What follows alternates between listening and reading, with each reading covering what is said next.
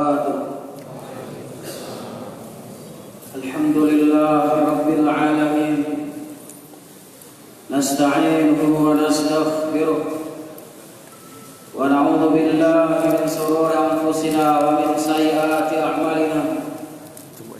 من يهده الله فلا مضل له ومن يضلل فلا هادي له. أشهد أن لا إله إلا الله وحده لا شريك له وأشهد أن محمدا عبده ورسوله لا نبي ولا رسول بعده. قال الله تعالى في القرآن الكريم: أعوذ بالله من الشيطان الرجيم. يا أيها الذين آمنوا اتقوا الله حق تقاته ولا تموتن إلا وأنتم مسلمون. وقال رسول الله صلى الله عليه وسلم: اتق الله حيثما كنت وأتبع سيئة الحسنة تمحوها وخلق الناس بخلق حسن. رب اشرح لي صدري ويسر لي أمري واحلل عقدة من لساني يفقهوا قولي. Hadirin wal hadirat rahimani wa rahimakumullah. Alhamdulillah, pada malam hari ini saya dipel secara dadakan. Jam 5 lewat 10 menit kalau nggak salah. Jadwal kosong nggak? Gantikan Ustaz dadakan banget. Saya sama Ustaz Tanko itu satu sekolah. Beliau sama saya sama-sama berasal dari Aceh.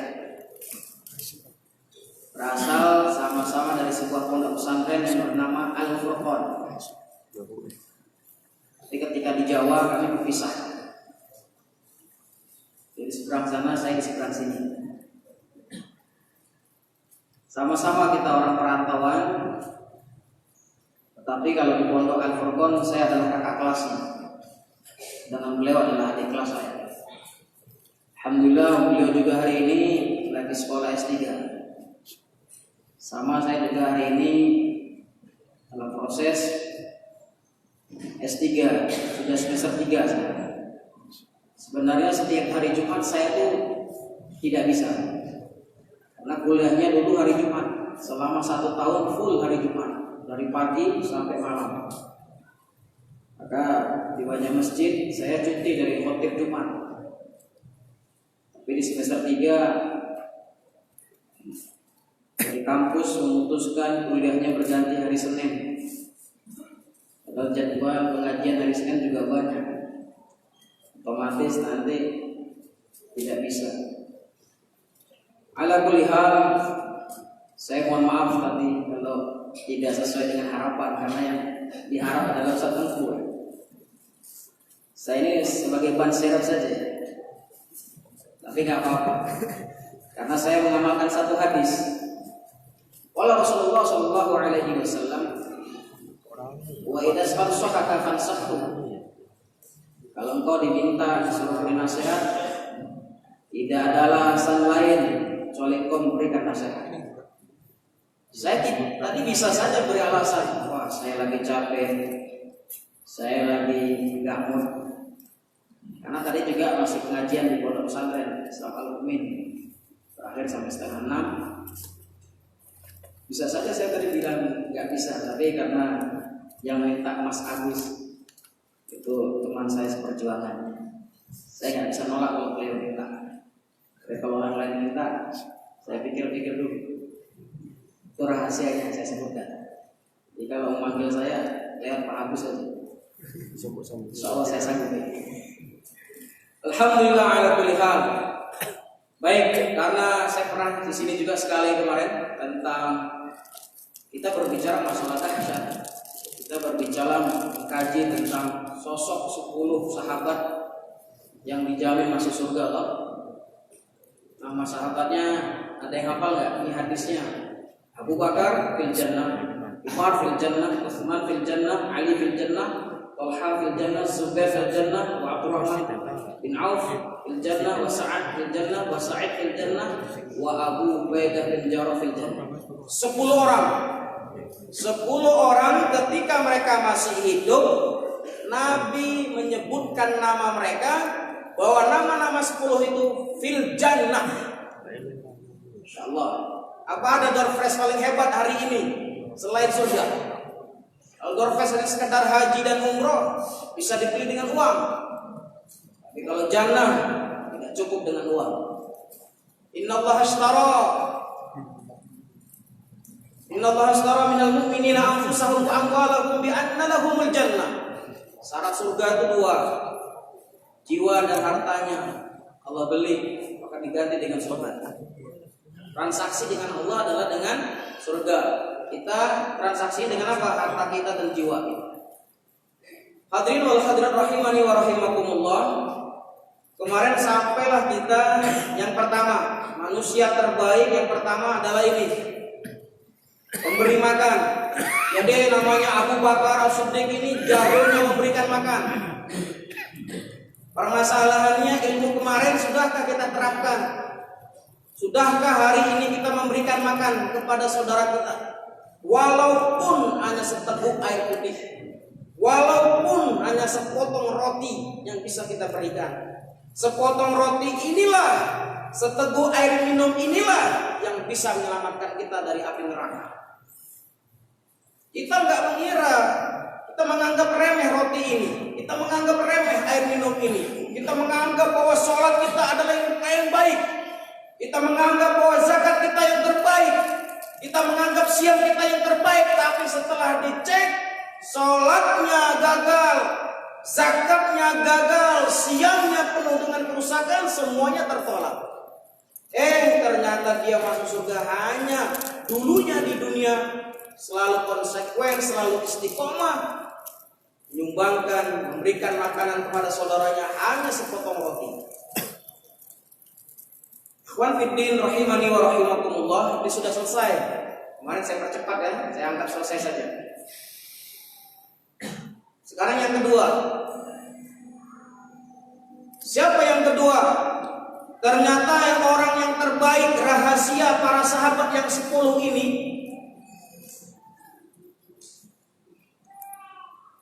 Nah ini ustaznya jadi bagian operator ya. Mohon pemilik mobil CRV dengan nomor propal polisi AD7565 bisa menggeser mobilnya sedikit karena ada yang mau keluar. Pak, mobilnya Pak, orangnya masih keluar. Ada lagi iklan yang lain?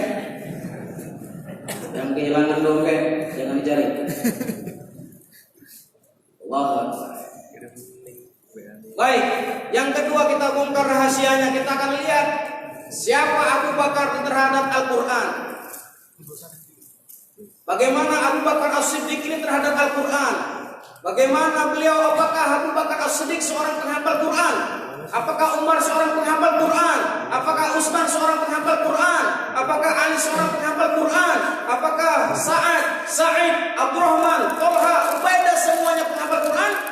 Kita akan cek.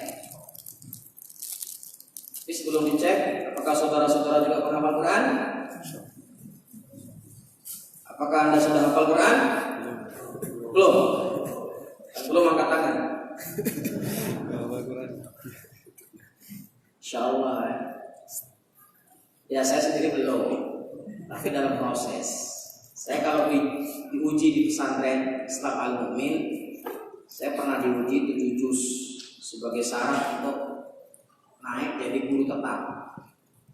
Di pesantren Al-Mu'min itu ada syarat untuk jadi guru tetap harus hafal 6 juz. Tapi saya diminta 7 juz, saya protes. Yang lain 6, saya 7. Karena kamu kader menjadi muhafid. Ya udah saya tambah 1 juz.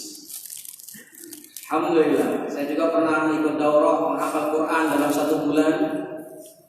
targetnya 30 juz. Tapi di tengah jalan istri melahirkan, di hafalan buyar, dapatnya 8 juz.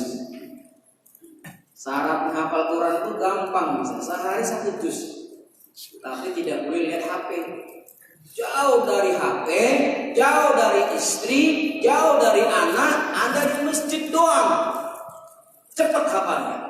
Tapi kalau Anda masih megang HP, masih ngurus istri dan anak, kalau seperti kita ya lama hafalnya. Benar tidak? Dengan hafal Quran? Oke. Hadisnya Nabi Muhammad SAW menyampaikan di depan para sahabatnya. Di situ juga ada Abu Bakar, di situ juga ada Umar dan 10 sahabat yang lain. Diriwayatkan dari Utsman radhiyallahu anhu qala Rasulullah sallallahu alaihi wasallam, khairukum, yang terbaik di antara kalian, man. Nabi itu selalu menggunakan lafdzul am, artinya peluang. Siapapun kita yang bernama manusia bisa menjadi peluang terbaik. Imma sobiyan wa imma ibnan wa imma rijalan wa imma nisaan wa imma syaikhan, dapat peluang dia. Baik anak kecil, anak remaja, pemuda, orang tua yang sudah tua renta pun punya peluang ikut bisa masuk menjadi orang terbaik. Syaratnya apa untuk menjadi orang yang terbaik? Man ta'allamal Qur'ana, dia punya program di dalam hidupnya. Ta'allamal Qur'an, mempelajari Al-Qur'an, wa 'allamahu, dan mengajarkannya. Kalau hanya belajar tidak cukup. Di sini coba saudara-saudara perhatikan semua. Di sini ada huruf wawu. Benar tidak? Wawu di sini adalah wawul ataf. Artinya tidak dipisahkan. Orang belajar Quran doang, ilmunya untuk dirinya sendiri tidak berguna. Kalau dia hafid Quran, penghafal Quran, dia paham ilmu Islam, banyak ilmunya, tapi kalau untuk dirinya sendiri la yanfa, tidak bermanfaat. Ada kewajiban lain setelah dia menuntut ilmu. Wajibannya adalah fantashiru, sebarkan. Maka ada hadis Nabi yang terkenal, balighu anni walau ayat, sampaikanlah dariku walaupun 1 ayat. Jadi saudara setelah belajar di masjid ini, pulang ke rumah sampaikan kepada istrinya, sampaikan kepada anaknya, sampaikan kepada kedua orang tuanya, saudara kanan kirinya, karib kerabatnya, sampaikanlah ilmu yang Anda dapatkan di masjid ini. Jangan disembunyikan. Begitu dengan dahsyatnya sehingga Islam itu menyebar kemana-mana. Ayo ikhwah rahimani wa rahimakumullah, maka di sini ada wawunya. Wa 'allamahu, setelah dia belajar Quran, dia punya kewajiban besar. Dia harus mengajarkan kepada orang lain. Karena kita mengharapkan masuk surga itu bukan kita sendiri. Qu anfusakum wa ahlikum nar. Ajaklah dirimu, jagalah dirimu dan keluargamu dari api neraka. Artinya kita bareng-bareng masuk surga. Jangan sendiri-sendiri. Ada perkataan bagus dari seorang tabi'in namanya Hasan al-Basri, iktasiru al-asdiqa. Di dunia itu tugas kita memperbanyak teman. Kalau bahasa anak muda namanya sekarang follower. Di Facebook itu kan pengikutnya sampai 2 juta. Di Facebook itu, di internet, di dunia maya, di dunia goib seperti itu. Siapa yang terbanyak? Ustaz Abdul Somad. Videonya luar biasa, banyak, berjuta-juta yang nonton, berjuta-juta, followernya berjuta-juta. Gak ada yang mengalahkan. Seharusnya bisa gitu begitu. Jadi setiap yang seperti ini disorting, lalu dimasukkan ke YouTube, disebarkan setiap hari, berjuta-juta yang nonton. Benar nggak? Karena di dunia ini ada berapa miliar manusia, ada berapa manusia, Menurut data dari Jepang tahun 2014, manusia di muka bumi ini ada 7 miliar. Sekarang sudah 2018, berarti meningkat menjadi 14 miliar. Dunia yang begitu banyak manusianya direbutkan oleh semua manusia. Nikmat yang sedikit direbutkan oleh banyak orang. Hanya di dunia ini saling senggol-senggolan, saling ribut-ributan. Yang penting saya senang, orang lain biarkan susah. Begitu enggak? Jangan ya. Ya, setelah hadis ini disampaikan oleh Nabi Muhammad SAW, semua sahabat sibuk dengan Quran. Walaupun Quran itu dalam proses turun, tidak langsung seperti kita yang 30 juz, 114 surat, 6.432 ayat. Kita sudah menerimanya, sehingga kita susah menghafalnya. Kalau dulu turunnya tadrijian, turunnya berangsur-angsur, turun 10 ayat, turun 20 ayat, 15 ayat, paling banyak 50 ayat turun, sehingga para sahabat mengulang sehingga hafal. Coba saya ingin tahu siapa di antara kita pernah menghafal Al-Fatihah? Mas pernah menghafal Al-Fatihah apa hafal dengan sendirinya? Hah? Pernah Bapak seumur hidup menghafal Al-Fatihah? Gak pernah. Gak mungkin kita menghafal Al-Fatihah. Al-Fatihah itu hafal dengan sendirinya. Benar tidak? Karena kita setiap hari dengar, maka kita menjadi hafal. Begitu juga dengan lagu-lagu, setiap hari diputar, maka mereka hafal. Kenapa anak-anak kecil itu mudah hafal lagunya Mbah Sarip? Mbah Sarip apa Mbah Sarip? Tidur lagi. Apa? Gimana lagunya ya Bapak? Ngopi lagi, bangun lagi, tidur lagi, bangun lagi. Akhirnya tidur beneran dia. Meninggal loh. Semua dulu ketika itu viral, belum ada bahasa viral ketika itu ya. Semuanya anak-anak hafal karena di jalan-jalan diputar. Coba kalau di rumah kita diputar Al-Quran 24 jam, pasti hafal. Ada namanya Pak di daerah Kodran dan Kukuboto. Punya target 3 tahun anak kecil hafal 30 juz. Hebat banget ini. Anak kecil 3 tahun sekolah dari PAUD umur 4 tahun sampai 7 tahun sebelum masuk SD sudah hafal Quran 30 juz. Programnya keren ini, benar keren ini. Saya tanya, sudah ada yang luluskan belum? Belum, baru cita-cita. Baru cita-cita Pak. Nah sekarang udah berapa bulan? Sudah 3 bulan. Siapa yang paling terbanyak? Yang terbanyak baru setengah juz. 3 bulan setengah juz. Wah, api. Tapi kan gak mungkin 3 tahun jadi 30 juz. Bener gak? Kalau dia 3 tahun berarti seharusnya 1 tahunnya berapa? 10 juz. Ini sudah terpotong 3 bulan.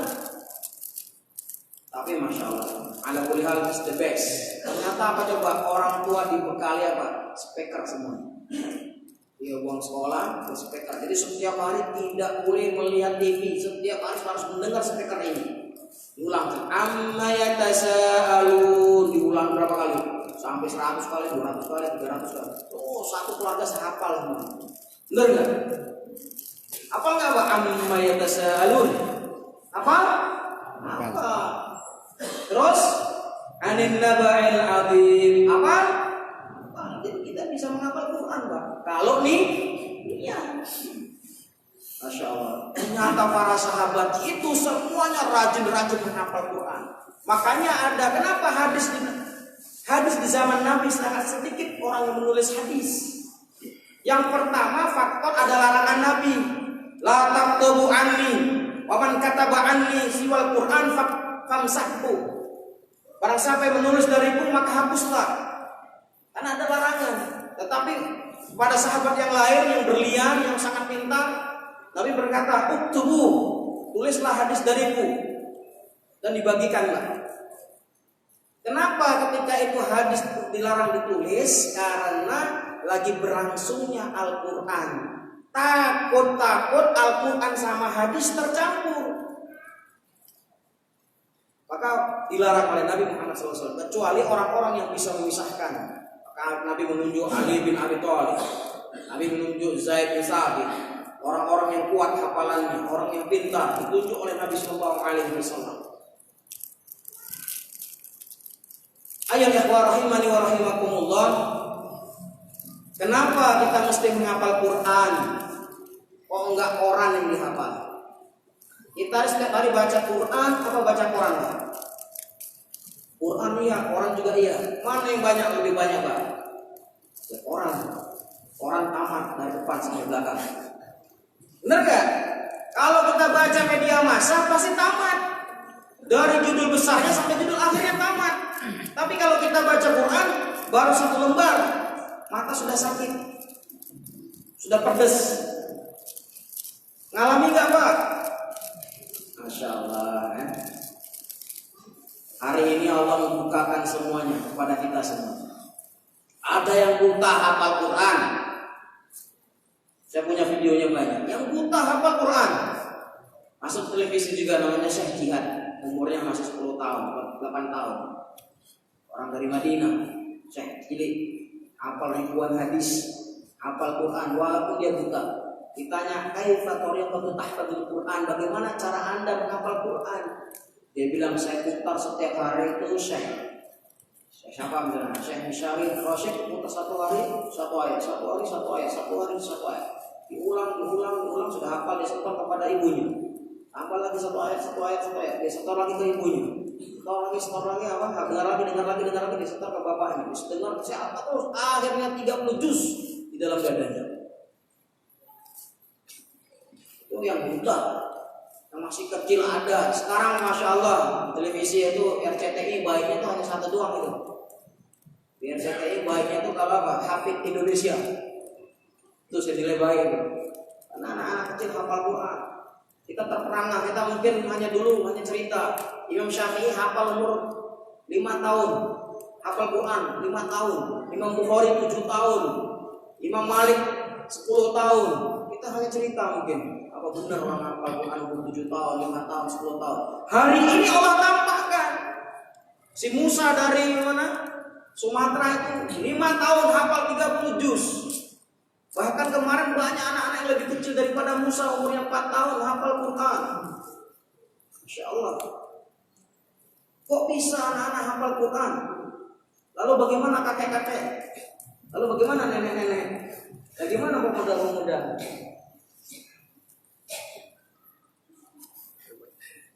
Ayat ikhwah rahimani wa rahimakumullah. Ternyata ini satu motivasinya. Nabi Muhammad SAW mengatakan, kalau Rasulullah SAW, al-mahir bil Quran, orang yang pintar baca Quran, paham dengan Quran, ma'as safaratil kiramil bararah. Dia kiramil bararah, dia bersama malaikat yang mulia. Lagi berbakti. Malaikat itu, Masya Allah, apa bedanya malaikat dengan manusia dengan iblis? Kalau iblis ini selalu salah dan tidak akan pernah benar. Kalau malaikat selalu benar, tidak mungkin salah. Kalau manusia kadang benar, sering salah. Ketika kita benar, maka derajatnya lebih tinggi daripada malaikat. Tetapi ketika kita berbuat salah, derajat kita lebih hina daripada iblis.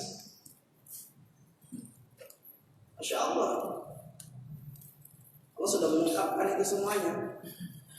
Maka ketika kita mahir dengan Quran, maka kita bersama seorang makhluk yang mulia, malaikat, jumlahnya tidak terhitung. Menurut akidah Ahlus Sunnah, jumlah malaikat tidak diketahui, hanya Allah lah yang tahu jumlahnya mereka. Banyak hadis menyebutkan ketika para malaikat itu sholat di Baitul Ma'mur. Mana Baitul Ma'mur itu? Sudah baru.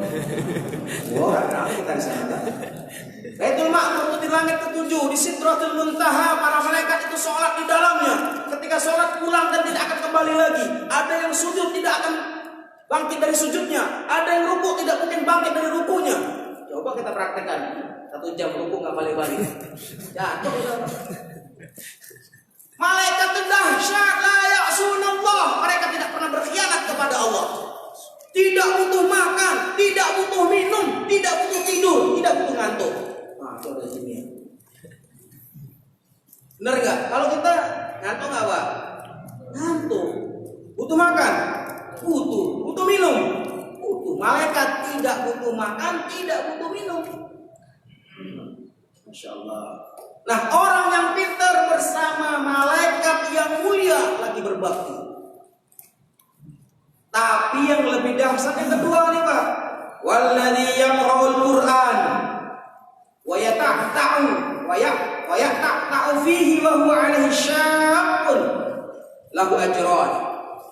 Dan orang yang membaca Quran wa yata'ta' terbata-bata, susah dia mengungkapkannya, susah dia melafalkannya, susah dia menirukannya, susah dia mengucapkannya. Wa huwa 'alaihi syaqqun lahu ajran, maka baginya 2 pahala. Lebih banyak mana pahala yang pertama dengan yang kedua? Yang kedua, sebagaimana diterangkan oleh Ustaz Adi Hidayat. Motivasi apa lagi orang yang terbata-bata, bapak susah menghafal Quran. Contoh surat Al-Baqarah gak bisa-bisa, udah 10 kali baca gak bisa-bisa. Ketahuilah bahwa Allah ingin engkau baca itu lebih banyak daripada 10 kali. Tapi kita ini baru 15 sudah capek Pak. Amma yatasaalun, amma yatasaalun. Kesel ya. Baru 2 aja bisa kesel. Itu metodenya 1 ayat 40 kali dibaca. Metodenya sahabat yang mulia Ibnu Abbas. Makanya kalau sudah baca tidak akan pernah lupa. Kalau kita sering hafal lupa sering. Akhirnya 1 tambah 1 sama dengan 1 lagi, malah hilang malah. 1 tambah 1 sama dengan 0 malah. Ketika kita juz kedua, juz pertama hilang. Benar gak Pak? Ya Allah Akbar. Sudah maksiat apa yang kita lakukan sehingga kita susah menghafal Quran. Sampai dari Ustaz Ibnu itu namanya Ustaz Asrun, umurnya sudah seusia dengan Ustaz Abu Bakar ya, umurnya 65-70 tahun. Beliau bilang apa? Wala tamutunna illa wa antum hafidun. Beliau membuat ayat, membuat motivasi. Gimana ayatnya? Wala tamutunna illa wa antum hafidun. Jangan pernah mati kecuali kita betul-betul hafal Quran. Menangislah kalau kita tidak menghafal Quran. Berapa waktu yang kita sia-siakan untuk tidak membaca Al-Quran, tidak menghafal Quran. Sebenarnya kita bisa, ya Allah pasti bisa. Cuma kita malas. Buktinya para sahabat itu semuanya para penghafal Quran. Setengahnya sahabat para penghafal Quran. Pada perang apa itu ketika Umar bin Khattab sangat khawatir dengan banyak gugur para penghafal Quran. Dalam perang apa? Dan para sahabat hampir 70 orang sahabat penghafal Quran meninggal semua, syahid semuanya. Maka kata Umar, ini segera harus ditulis ini buku saking Qurannya. Kalau tidak habis semua penghafal Quran, kalau dari mana menghafalnya Quran?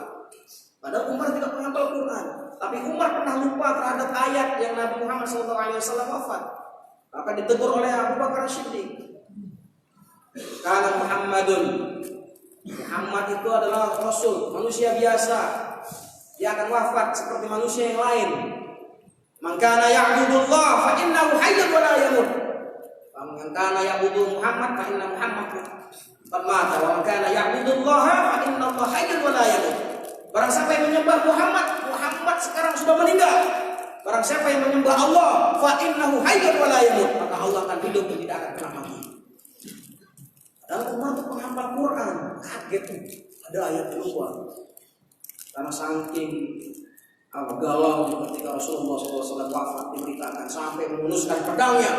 Siapapun di antara kalian mengatakan Nabi Muhammad wafat, akan penggal lehernya. Beri, mau bilang innalillahi takut semuanya. Ada yang berani. Ada yang berani sama Umar. Nah, kalau jadi manusia seperti itu, Pak. Coba saya kasih tahu. Ada ini dari 10 orang ini, Masya Allah, ini di antara 10 orang ini, 1 orang kalau berperang, 1 orang yang pasti menang. Siapa namanya? Abu Ubaidah bin Jarrah. Musuh dia harus 1000 orang. 1000 orang takluk di tangannya sendiri. Umar bin Khattab ketika mengutus Abu Waqqas, Mus'ab bin Abi Waqqas, ketika mau menaklukkan kota Mesir, nggak rampung-rampung. Udah sebulan nggak takluk Mesir. Kok kaum muslimin lemah, takut mati, apa cinta dunia ini? Akhirnya Umar bin Khattab, saya utus orang terbaik saya, Abu Ubaidah bin Jarrah. Kata Umar, beliau ini 1 banding 1000 orang. Akhirnya beliau diutus ke Mesir, beliau datang semuanya kalah. 1 orang penghafal Quran maju, hilang semuanya takut. Abu Ubaidah bin Jarrah ini hebatnya sekali. Maka yang menggantikan Khalid bin Walid siapa? Abu Ubaidah bin Jarrah. Umar juga khawatir ini. Khalid ini kalau mimpin perang nggak pernah kalah ini, bahaya ini. Lama-lama dikultuskan. Seperti hari ini ada mengkultuskan siapa? Presiden pertama. Ya nah, walaupun kita nggak tahu zaman kita hidup seperti itu. Kultuskan, salah benar pokoknya ikut Soekarno. Salah benar ikut Soekarno bagaimana? Di masuk neraka, masa kita ikut masuk neraka? Ya, ini Abu Ubaidah bin Jarrah. Pak, baca Pak biografinya Pak. Kalau punya anak beri namanya Abu Ubaidah bin Jarrah Pak. Dahsyat. 1 sosok sahabat Nabi bisa mengalahkan 1000 orang musuh. Hari ini Bapak kalau bertarung 1 lawan PKI nanti 1 lawan 1 bisa nggak Pak? Gampang, 1 lawan 1. 1 lawan 1000. Rabuk Bapak. Kok bisa 1000 orang takut dengan Abu Ubaidah bin Jarrah? Bersamanya ada 5000 malaikat. Karena dia orang yang menghafal Quran, ma'as-safaratil kiramil bararah. Dia bersama para malaikat. Itu maka penghafal Quran gak pernah takut mati Pak.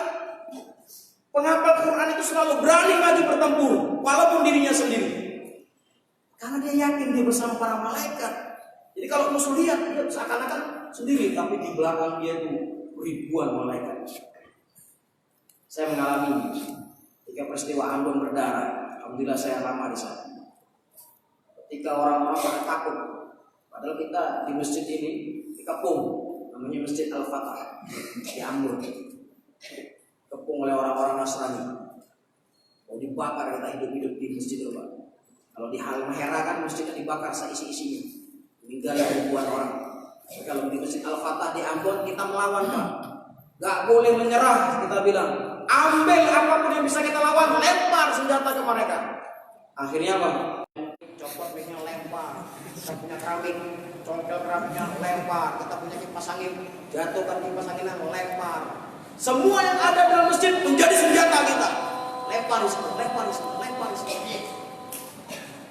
Akhirnya musuh takut, berlari-lari. Kita keluar ke masjid, kenapa kamu berlari? Di belakang kamu itu ada orang berjubah putih. Dia memegang pedang, mau memenggal saya. Mana nggak ada? Itu ada di belakang kamu itu orang berjubah putih besar sedang memegang pedangnya mau memenggal saya. Padahal nggak ada siapa-siapa. Kita nggak bisa melihat malaikat, tapi orang kafir bisa melihat malaikat. Ingin melihat malaikat?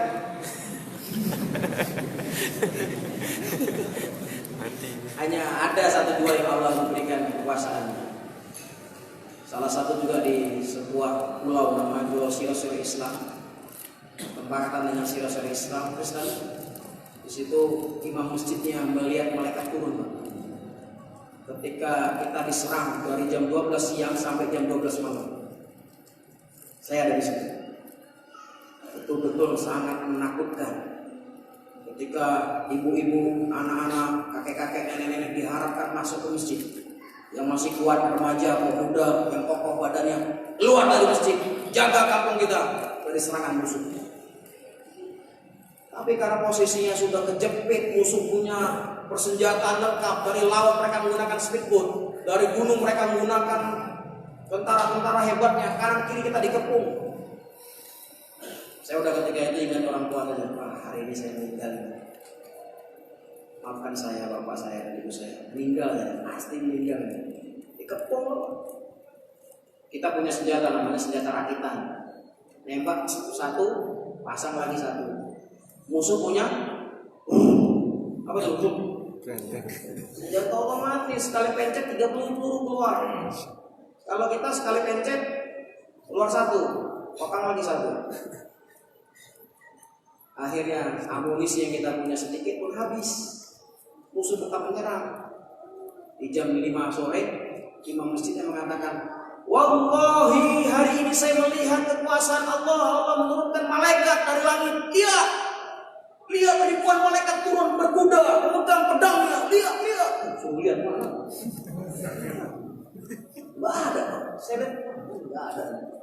Oh jangan-jangan imam masjidnya lagi menghibur ini dengan apa? Menghibur. Lihat wallahi ma Allah, para malaikat, para tentara yang turun ke desa kita. Lagi-lagi saya nggak imbang. Akhirnya jam 9 malam saya baru bisa menyaksikan dengan izin Allah. Dan menyaksikan malaikat. Saya hanya bisa menyaksikan bahwa desa itu benar-benar Allah lindungi dari apa? Dari serangan musuh. Saya melihat dengan mata saya sendiri. Wallahi saya tadi mengatakan, setiap peluru yang ditembakkan ke desa itu semuanya mental kembali. Allahu Akbar. Oh, mana takbirnya? Allahu Akbar. Kalau penghafal Quran pasti dilindungi karena di desa itu ada penghafal Quran. Setiap peluru yang ditembakkan saya melihat dengan mata kepala saya, semua pelurunya kembali lagi ke mereka. Allahu Akbar, saya takbir terus, saya menangis dan takbir menangis. Allahu Akbar. Allah, saya melihat kekuasaanmu hari ini, di malam hari ini saya bilang, Allahu Akbar. Semua tembakan kembali lagi ke mereka. Tepat besok paginya kita melihat berapa korban dari mereka. Kita yang syahid hanya satu, Pak. Itu pun orang yang terbaik di desa itu dan orang yang terbaik di antara kita. Orang Malaysia, dia istilahnya mujahid antar negara. Pernah ke Afghanistan, pernah ke Filipina, pernah kemana-mana beliau, pernah ke Bosnia, pernah jihad di mana-mana. Akhirnya saya di mana? Kota Ambon. Orang terbaik, setiap hari puasa Daud, setiap hari baca Quran, setiap hari mesti khatam Quran. Mesti orang terbaik yang dipanggil, Pak. Orang jelek terakhir, Pak. Benar nggak? Coba kita kelebihannya apa coba? Baca Quran satu hari satu ayat. Terangkum. Setelah saya lihat korban dari mereka itu semuanya sama matinya, Pak. Matinya semua sama. Mau tahu bagaimana kalau malaikat itu memenggal? Saya akan kasih tahu. Malaikat itu kalau memenggal, tangan kanannya akan dipenggal, kaki kirinya akan dipenggal, atau tangan kirinya dipenggal, kaki kanan yang dipenggal. Semuanya begitu. 20 ekor. 20 ekor tewas. Rumah kita semuanya dilindungi, semuanya tidak ada bekas peluru amunisi yang tembus ke dinding-dinding rumah. Tidak ada satupun. Oh, besok paginya, Pak, semua orang rajin sholat di masjid. Yang nggak rajin bapak, jilbaban. Yang nggak pernah subuhan, Pak. Takut semua, Pak, malaikat turun. Masya Allah. Nah, apakah masjid ini mau seperti itu? Ketika ada PKI baru Anda semangat-semangat di masjid? Hah? Masya Allah. Ada suara adzan ya. Umat ramai lagi. Bapak pengen pahala yang mana, Pak? Yang kedua apa yang pertama? Nah, kalau yang pertama mahir, bacaannya fasih, tajwidnya jago, hafalannya 30 juz, tafsirnya jago. Tapi kalau pengen banyak pahalanya, yang kedua, Pak, wa yata'ata, bacanya susah. Orang yang susah malah pahalanya banyak. Coba Bapak baca alif lam mim, garang-garang, alif lam mim, nangis kamu enggak bisa. Satu hurufnya 10 pahala. Coba kata Nabi Muhammad SAW. Apa kata Nabi Muhammad? Satu hurufnya kan 10 pahala. Benar enggak? Man qara harfan min kitabillah falahu bihi hasanah wal hasanatu bi asli amsalha. La aqulu alif lam harfun walakin alif harfun wal lam harfun wa mim harfun. Jadi kalau kita bicara alif lam mim enggak bisa-bisa berapa pahala yang kita dapatkan. Kalau orang pintar sekali dihafal, pahalanya sedikit. Tapi beruntung yang mana, Pak? Beruntung yang terbata-bata. Jangan kecewa, jangan menangis, jangan merasa iri. Anda yang terbata-bata justru pahalanya yang lebih banyak. Kata Kata Ustaz Yusuf Mansur, kenapa Anda terbata-bata? Kenapa Anda susah menghafal? Karena maksiat Anda lebih banyak daripada pahala Anda. Allah mau semua bacaan itu menjadi pahala Anda untuk menutupi maksiat Anda. Innal hasanat yudhibna sayyi'at. Sesungguhnya kebaikan itu mampu menutup semua kejelekan-kejelekan kita. Ketika kita susah membaca Al-Quran, terbata-bata, dengan kesusahan itulah Allah melimpahkan pahala-pahala dan pahalanya untuk menutupi aib-aib kita selama ini. Allahu Akbar. Fadhil rahimani wa rahimakumullah. Karena sudah ada materi masih banyak ya. Yang mana ini belum sama ya Abu Bakar yang kita lihat. Tahu bagaimana ketika Abu Bakar memimpin perang, Pak? Cara manggilnya begini, Pak. Kalau kita kan Islam bersatu, tidak bisa dikalahkan. Benar gak? Slogannya begini, Pak. Ya ashabal baqarah taqaddamu. Ya ashabal baqarah taqaddamu. Itu Pak slogannya, Pak. Wahai para penghafal surat Al-Baqarah, majulah, bertempurlah.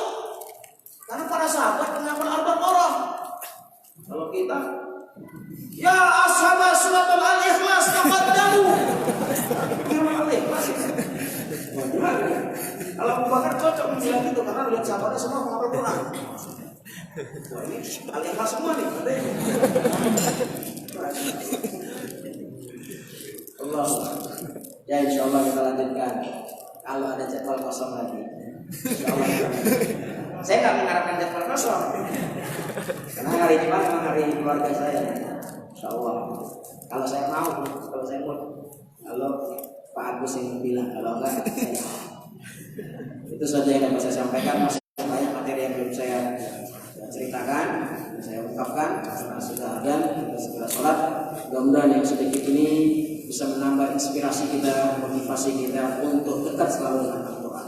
Aqulu qawli hadza wastaghfiruh innahu huwal ghafurur rahim. Subhanaka Allahumma wa bihamdika asyhadu an la ilaha illa anta astaghfiruka wa atubu ilaik. Assalamualaikum warahmatullahi wabarakatuh.